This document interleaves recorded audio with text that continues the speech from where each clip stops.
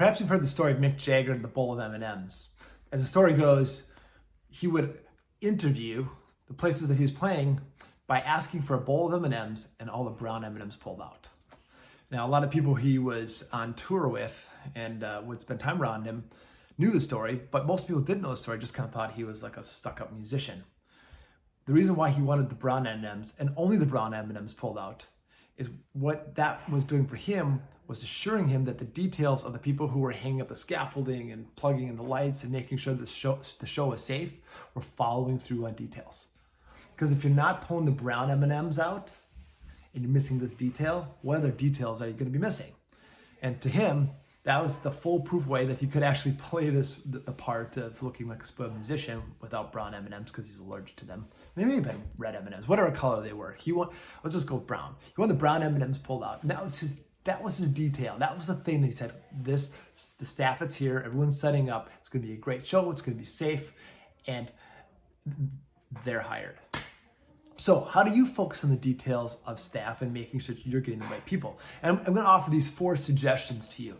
And if you like this video, just hit the subscribe button. Please share it. We thrive on feedback. So let us know what we're doing right. Let us know what you're doing wrong. If you want a copy of any of the things that we talked about in this video, let us know. We'll send it over to you.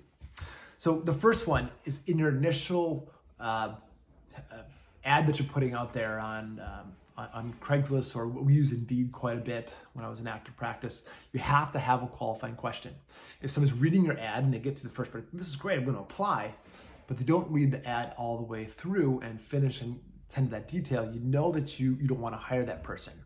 So my qualifying question was always something along the lines of, what's your favorite book and why? If someone's not going to take the time to tell me about their favorite book and why, big red flag, stop there, no thank you. I would get hundreds, like 150 applications, and I would usually only have 10 or 20 that actually wrote about their book. It was just like a short book, and it's like my favorite comic book. That's probably a good indication that they weren't going to be a great fit.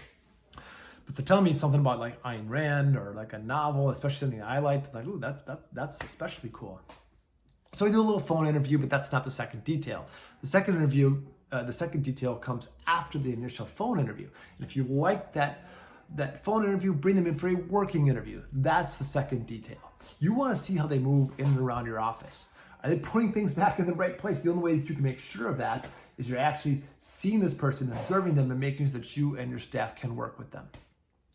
So the second detail that you want to attend to is the working interview. And usually it only takes like 15, 20 minutes. It's not paid. It's just the second part. And usually you only have 4 or 5 people at that point in time. I'm always going to call people and tell them whether they're hired or not hired. And just the less people have to say, look, thank you very much, you were great, but we're going in a different direction. Like, those just aren't fun conversations to have, but I'll always do that last piece also. You never want to burn a bridge. These are human beings with real feelings, right? So your qualifying question, your working interview, and the third piece is a 90-day probationary contract.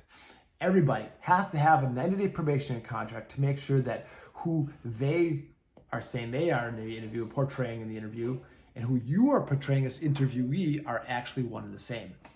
Without that 90-day probationary like escape clause, you could be potentially stuck together for a really, really long time. So you don't want to be put in that position. Trust me, I've taken advantage of those 90 days. At the end of the 90 days, we had somebody who like actually went a little crazy. And at the end of the 90 days, I say, hey, this doesn't feel like this is working. And she goes, yeah, the stress and the pace of the job, it's too much. I feel like I'm going crazy. So it's like, oh, cool, that's not just me. So we just went our own ways. And it was written in the contract. That's the fourth detail. All contracts must be written and signed.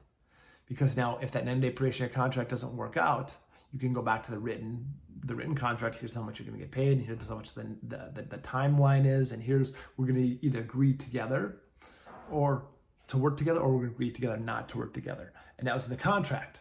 Now, you don't need 2 contracts. That in that initial 1-year contract, it says, look, the first 90 days are probationary. After 90 days has a $1 increase, and then this works as an additional year from here.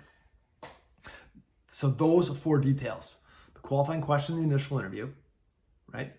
The working interview, the 90 days probationary contract, and everything written. In that 90-day written contract, we highly recommend an outcomes assessment. Make sure that like what they're supposed to do, because if the 90 days doesn't work out and they want to stay, but you don't want them to stay, you can say, yeah, you only did like half of these. That's just not enough. We're missing details here.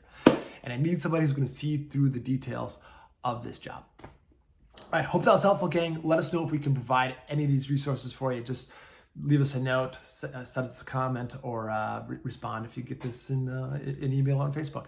Have a great day, gang. Thanks for being part of the Full Circle Tribe.